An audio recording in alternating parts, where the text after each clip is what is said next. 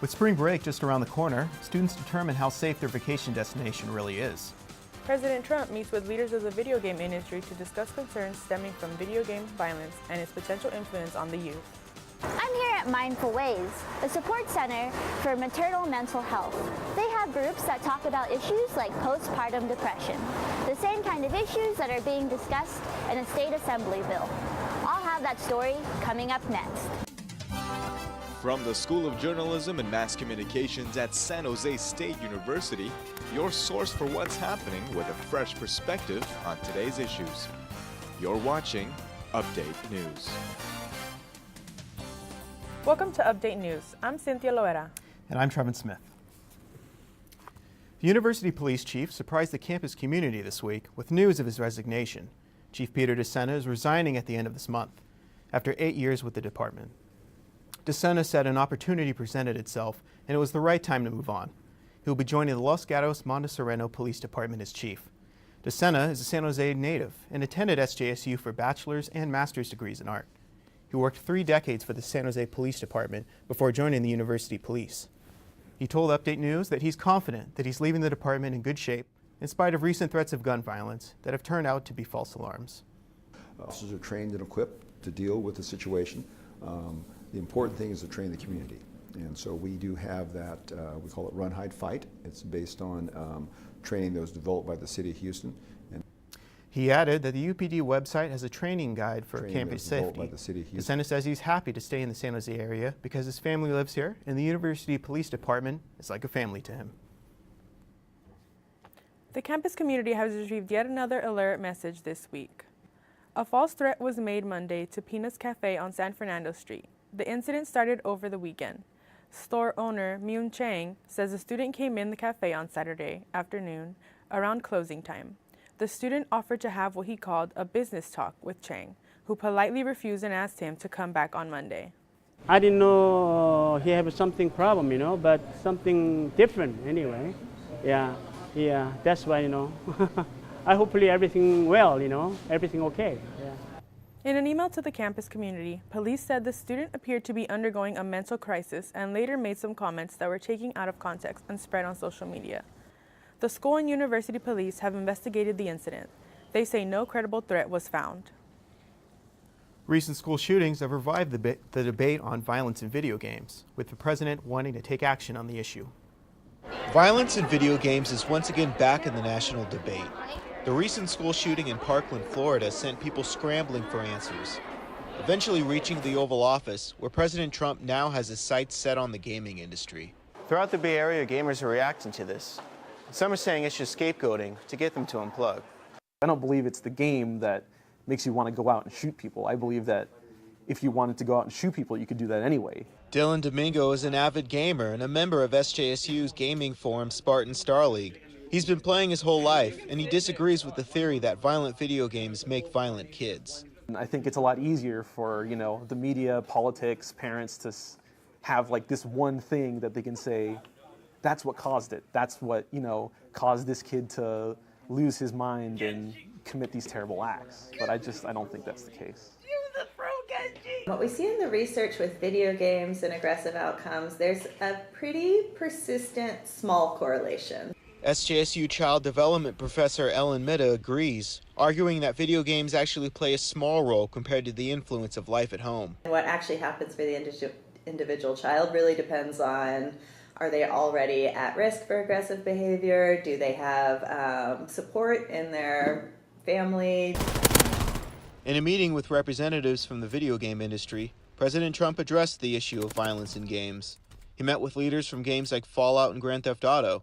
The president commented that games were shaping young people's thoughts and left, stating that there would be more meetings to come. Although the president said the meeting went well, no new approach has been reported. For now, gaming fans are free to play another day. On campus, Trevin Smith, Update News. Definitely interesting to follow this debate moving forward. Going to school in the Silicon Valley is tough enough from tuition alone. It becomes more difficult when rent prices are constantly increasing. Carrie Ann Sudica has more in the newsroom. Carrie Ann? Cynthia, rents are an increasing problem for students at SJSU. We live in one of the most expensive rental markets in the world. This not-so-recent trend doesn't show signs of stopping anytime soon. In the heart of downtown San Jose, SJSU students are hit particularly hard compared to students almost everywhere else in the country. On average, the rent for a one-bedroom apartment in San Jose goes for almost $2,500 a month, according to real estate website Zumper. My rent, or the compared rent because I'm living with other people, but the joint rent is almost up to like $3,000, and in Modesto, my parents' mortgage is $1,600. The U.S. Census Bureau ranks San Jose, Sunnyvale, and Santa Clara among the metropolitan areas with the greatest increase in rent last year. My rent was about $1,500, no, not even $1,500. It was about, I want to say $1,150. There you go. It was about $1,150. By the time though that I've been here now for almost like over half a year now, it went up to like maybe $1,250. In addition to rent increases overall around Silicon Valley, San Jose has an ordinance which allows landlords to increase the rent 5% per year. Landlords have taken advantage of the ability to increase the rent even for existing tenants. Some students use their student loans just to afford rising costs of rent. Live in the newsroom, Carrie Ann Sudica, Update News. A group of students is converting 2 school buses into mobile homes, prompted in part by hearing about a SJSU English teacher who is living out of her car. With this project, they are taking it upon themselves to tackle the issue of homelessness. Nicole Chung has more on the story. Nestled behind the walls of the engineering building are 2 yellow school buses and a small busy body of students. They discuss among themselves the details of a project to transform old school buses into new homes. It sounded really cool to me to build a home that was environmentally friendly and affordable, especially in this housing market. The plan to convert the school buses began as a senior project that all students in the College of Engineering are required to complete. The project became more meaningful to the team when they heard about the plight of English lecturer Ellen James Penny and her husband Jim. This would be a great opportunity to, maybe get her back on her feet, give her a place to live. At least it would be more comfortable than her car. It's here where students spend time outside of classes working on the renovation of the school buses. The project receives its funding from the College of Engineering. The students are currently trying to fit appliances and solar panels, among other materials, into the buses. They are hoping to get input from potential future residents to make the mobile homes as comfortable as possible. We might have the Pennies come by and kind of look it over and give us some feedback as to whether, what they like, what they would like to see improved. Their goal is to complete the project by May before they graduate. On campus, Nicole Chung, Update News. The Associated Students election is underway. The kickoff event took place Tuesday in Campus Village. Despite the rainy weather, the room was a bustle with active candidates. They came to meet fellow candidates and to get endorsement for themselves. The kickoff event is the first of 4 events of the election season. Each candidate is required to attend 3 of the 4 events. The candidate for controller, Malika Keel, says that many students are unaware of what's going on with the election, and the number of people running for office is lower than expected. I really want students to understand that their voice does count, and for those students here that are still underage and maybe not have the ability to vote, I want them to understand that once they leave from here, I want them to know that their voices are going to matter here and continuing on past campus. Akil doesn't have anyone running against him, but he says he'll still campaign. He'll do it on behalf of all candidates and the associated students. Spring break is approaching, and there are a lot of travel safety concerns to consider. Our reporter Nicole is live on campus to tell us more. Nicole? Trevin, the U.S. State Department has unveiled updates to its travel advisory list. With spring break just around the corner, students who are traveling are paying extra close attention to the warnings that the government has issued. The U.S. State Department updated its travel advisory list this month. Students are paying attention, especially since this warning came 2.5 weeks before spring break. Certain ones are really important and other ones aren't as kind of crucial, and I feel like they all are kind of just taken with a grain of salt. The advisory increased the danger rating of 5 states in Mexico to level 4. The states are Sinaloa, Tamaulipas, Colima, Michoacan, and Guerrero. The elevated level is the same as those for Afghanistan, Syria, and Iraq. The thing about that kind of stuff is that it makes a lot of people scared. So even if it's just a not very big threat or whatever, then people are going to be talking about it. Along with the warnings, travelers are advised to stay up to date about conditions within their intended destination. On its website, the State Department provides safety tips, alerts, and emergency contact information should travelers find themselves in trouble while abroad.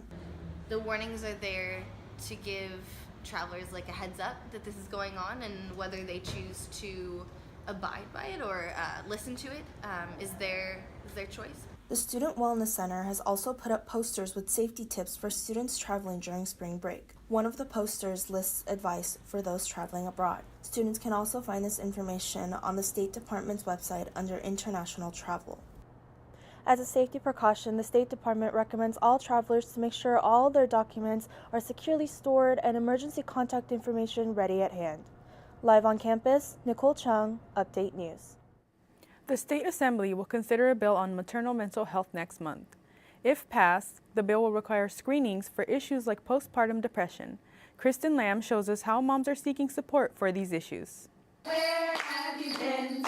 About 50 families go to Mindful Ways for maternal mental health support services. The center puts on prenatal classes to postpartum programs about topics like mood changes. Dinara Class had crying spells after giving birth and says she didn't think of asking for help. I felt so isolated. I felt like there's a world going on and I'm here like in a dark room, with my baby by myself. In her experience as a nurse, she says prenatal visits tend to be short and impersonal. Let's do this. That's it. There's like no, okay, tell me about like what's going on. That's an issue a state legislature bill may address. Assembly Bill 2193 proposes requiring doctors to screen new moms for mental illnesses, both before and after giving birth. If passed, it would also require health insurance companies to connect moms with therapists and doctors with psychiatrists. Jennifer Jeffcoat, the owner of Mindful Ways, says moms need layers of support. But it is a step in the right direction, but again, it's looking at the systems that we've had in place in the past. In the healthcare system, including obstetricians, pediatricians, and psychiatrists, she says she has been really seeing this dysregulated and fragmented system. Training personnel about maternal mental health can be another issue. Every healthcare person that comes into contact with pregnant or postpartum women needs to be aware. Assembly members will discuss the bill next month. In San Jose, Kristen Lamb, Update News. Well, in this Women's History Month, females are encouraged to be more involved in contributing to the online user-driven encyclopedia. The Art and Feminism organization held the Editathon event on Tuesday, hoping to get more female editors in these sites. Wan-Shin Chan has more on the story. Students and faculties joined the Editathon at San Jose State Library, contributing to the literature about art and feminism. San Jose State Library has joined the 5-year campaign of Art and Feminism Editathon for the second time. The campaign occurs all over the world in libraries, museums, and other community spaces. And I hope that women feel empowered to put content on the internet and not just receive content. According to the Wikimedia Editors Survey in 2011, women contribute only about 10% of the content to Wikipedia. A lot of women don't get an opportunity to contribute, or they're not in situations where someone says, hey, you can do this. Muni says only about 30% of content is about women. The campaign hopes to grow good articles about women with full information of their accomplishments. Laurie Willis is the first-time participant in this campaign. The topic she is working on today is Ofelia Rodriguez Acosta, a feminist in Cuba during the early 20th century.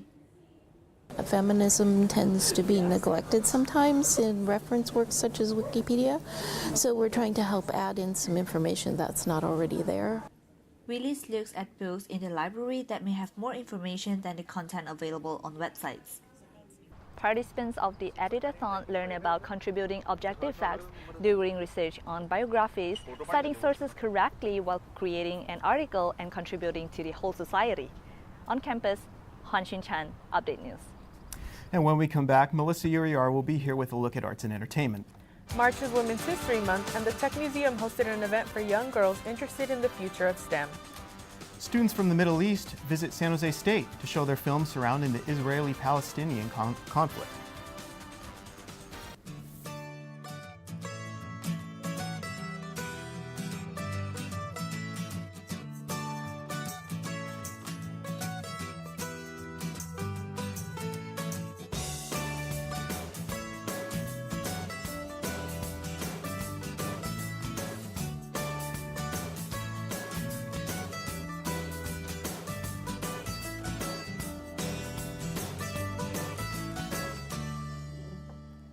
Winters in some of the coldest parts of the country have warmed up faster than any other place in the U.S.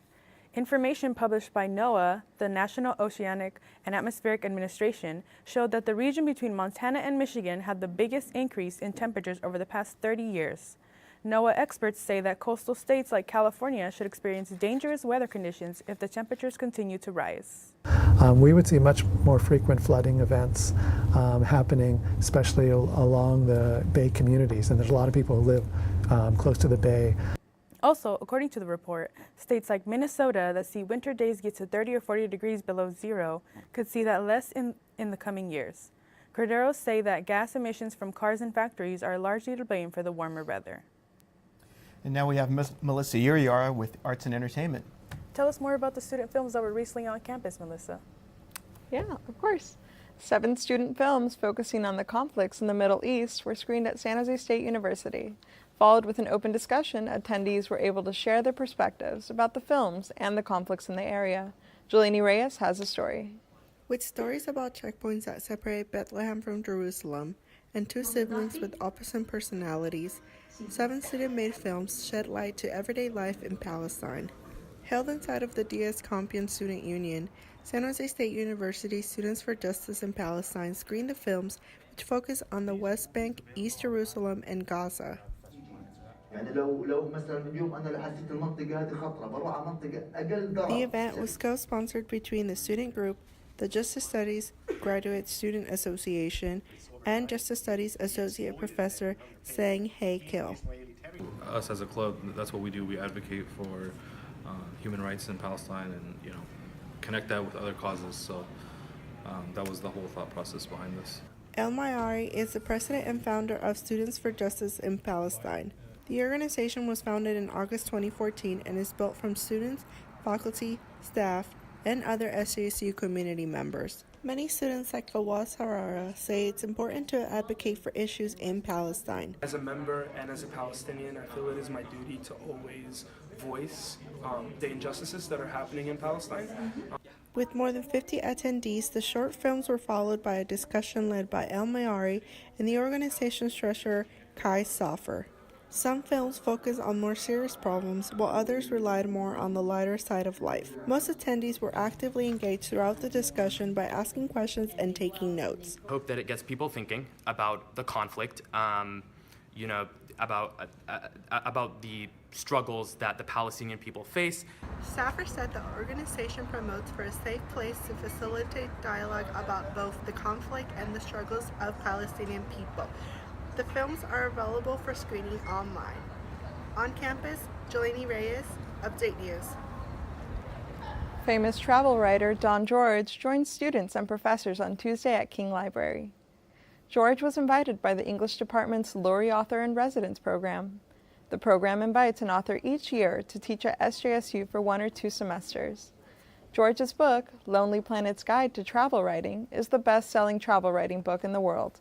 He shares his experience of traveling and writing, and his tips about making a career out of travel writing. I think that travel is important to build bridges of understanding and connection and pave the pathway to peace around the world. I encourage everybody to travel whenever they can, and especially when they're trying to figure out what to do with their lives. The writer then went to the Steinbach Center for a book signing. His new book, The Way of Wanderlust, is a collection of his travel stories to sacred sites around the world. March is Women's History Month at the Tech Museum. Young girls gather to explore the world of science and technology. Daisuke Gooch has more on the story. The Tech Museum downtown San Jose hosted a Girls' Day on last weekend to raise children's interest in STEM.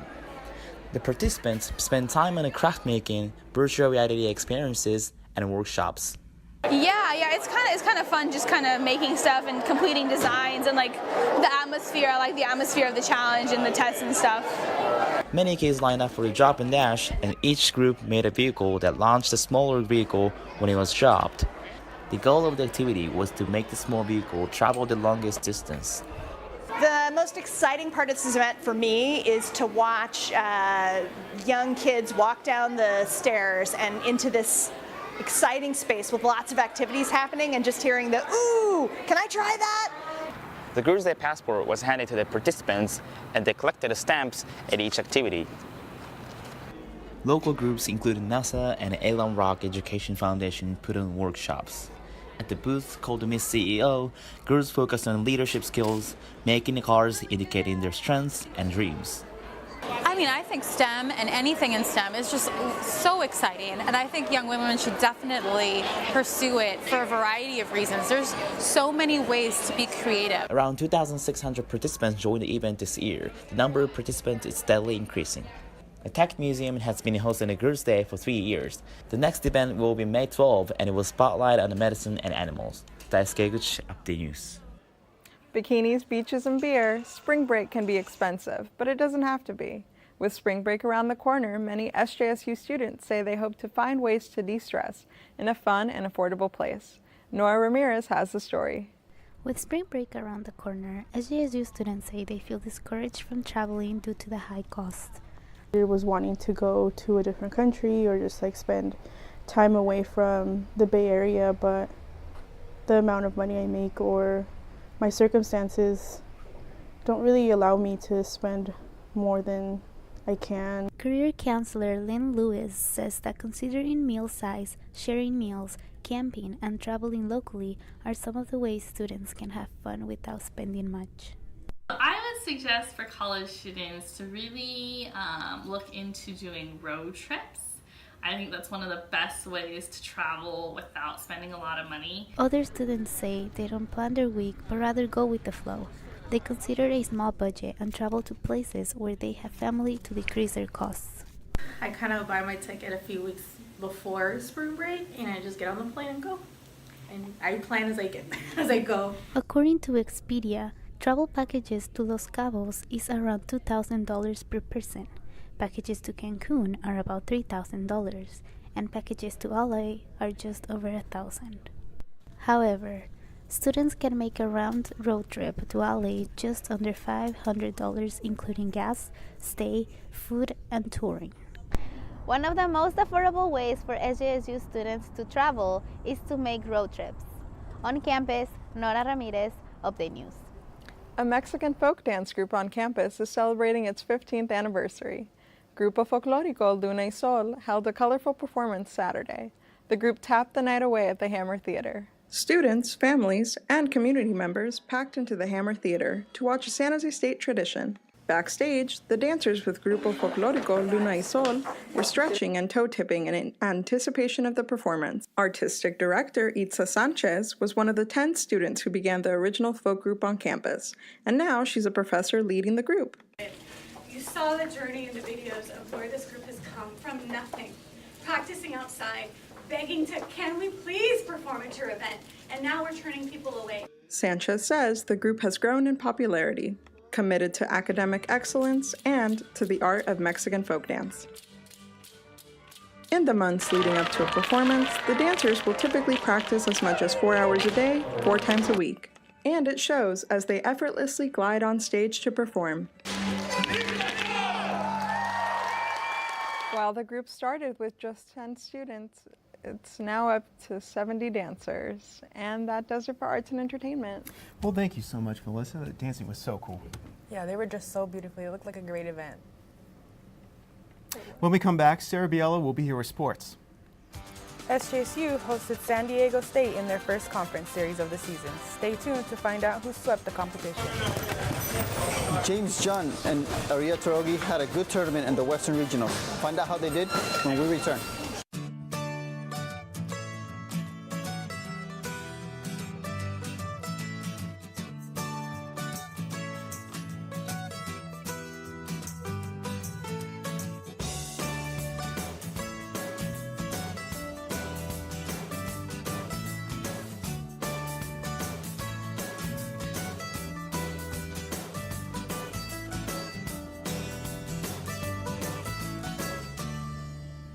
And now we have Sarah Biella here with sports. Sarah, I heard SJSU is trying to bring back track and field for men. Well, yes, the men's track and field team is coming back after 3 decades. San Jose's new track team is in the midst of recruiting. Organizers say they may draw runners from high schools, other colleges, and current SJSU cross-country runners. Next semester, SJSU will welcome back the men's track and field team after being gone for about 30 years. The announcement 2 years ago caught media's attention because of the iconic Mexico City Olympic protest made by students back in 1968. Tommy Smith and John Carlos protested on the Olympic podium to highlight racial injustice happening to the people of color at the time. The basis of the distance team, the distance part of track and field, will be rooted in from the men's cross country team, because what it does for men's cross country is that it allows them to have a year-round program. San Jose's track and field team drew national attention in the 60s and 70s, and the program was known as Speed City. 3 members of the San Jose State Boxing Club traveled to Reno and looked for a ticket to nationals. 2 returned with their prize. Noe Magana has more on the story. 2 members of the San Jose State Boxing Club are heading to the national tournament after placing 2nd and 3rd at the Western Regionals Championship in Reno. Aria Torogi, the club's president, placed 2nd in the 175 weight class, while James John, the club's treasurer, placed 3rd at 147 pounds. John lost his opening match by split decision to Air Force, but came back in the 2nd to defeat USC. James was the hardest working person I've met. You know, he reminds me a little bit of myself when he steps in the gym. Straight to business, he works, he listens. Torogi won his first match by stoppage against the University of Washington. He lost his 2nd by split decision to Air Force. The 2nd bout I did well. I outboxed my opponent. I thought I had the fight won. Just different opinions. Coach thought I had the fight won. My opponent thought I won the fight. But you can't argue with the judges. Coach Candelario Lopez says that even the fans were against the decision, and the Air Force coach and boxer walked up to them to apologize for the judge's decision. Torogi attributes a lot of his success to Coach Candy, as they call him in the gym. Coach plays a major role in our fights. When you're in there as a fighter, you don't see things that people see on the outside. Torogi also recognizes that having his team support him from his corner helps him get over difficult parts of the fight and allows him to push forward. Aria says he picked up the love for the sport when he challenged a friend to a boxing match. Despite getting knocked around because his friend had more experience, that didn't deter him from lacing up the gloves once again. That friend encouraged Torogi to continue with boxing and began to go to the gym with him. It has been 5 years since that fateful day he put on boxing gloves for the first time. The national tournament will be held at the United States Military Academy in West Point, New York. I think they're going to do very well. I especially believe that Adi is going to medal, and I'm looking for gold for him. The quarterfinals will take place on April 5, and the final will be on the 7th. In San Jose, Noe Magana, Update News. San Jose State softball is opening up conference play against this year's predicted Mountain West champions. With the team's field still under construction, the Spartans had to call 2 separate locations their home for the weekend. After the rain died down Friday, the Spartans took the field at San Jose City College against their rival Aztecs in Game 1 of their first conference series. 4 runs came in the bottom of the 2nd inning for SJSU, including Alyssa Avila's 3-run homer. The Spartans took Game 1 by the final score of 5-2. Madison Aron held SDSU to 3 hits. I really had to reiterate the fact that I had to keep my balls down, which is good anyway. I'm a majority down ball pitcher, keeping it low. So I just kept telling myself I got to keep the ball down, get my off speed in there, and keep them off balance. The Spartans played long ball in Game 2. Madison Aron, J.C. Phipps, and Cassidy Clark all hit one out of the park. SJSU clinched the series with a 6-1 victory.